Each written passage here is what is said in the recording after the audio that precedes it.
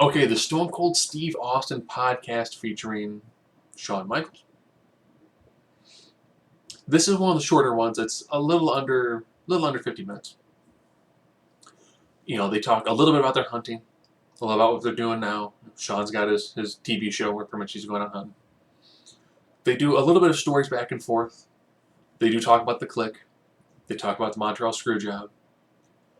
They talk about what it was like wrestling Ric Flair in his last match.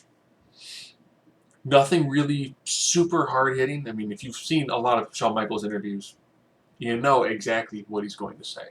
They did add more to it, like when he's talking about how he was a huge fan of Ric Flair growing up, and talking with his buddy who was like, "Would you ever imagine that Flair's last match would have been with you? Think about that." And of course, they show the moment where he's like, "I'm sorry, I love you." Super kick.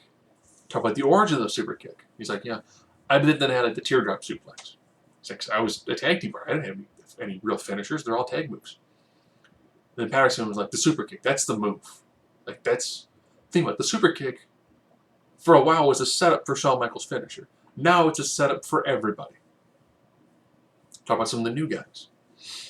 He mentioned how he likes Ziggler, Rollins, Ambrose, and he really digs the Bray Wyatt character. He's like, that guy could become this generation's Undertaker.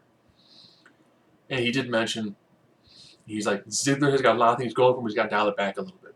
It's too much like, he's like, when Ziggler has a match, my Twitter blows up. He's like, because people watch him and then they go, it's just like Shawn Michaels. And he mentions what you need to do if you're a young wrestler. Find the guy you idolize.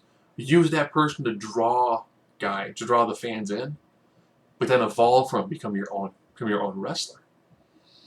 And I was like, interesting take on it. A little bit about Scott Hall sending the postcard. So all in all, it's just two guys talking, hanging out. They just happen to be wrestling superstars, both of which who appear to be entirely cool with not wrestling.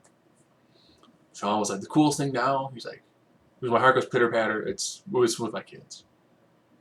And then when we talk about his kids, it's actually really interesting. His 15-year-old must be in computers, but with what happened in Paris, he was like, maybe I'll join the military.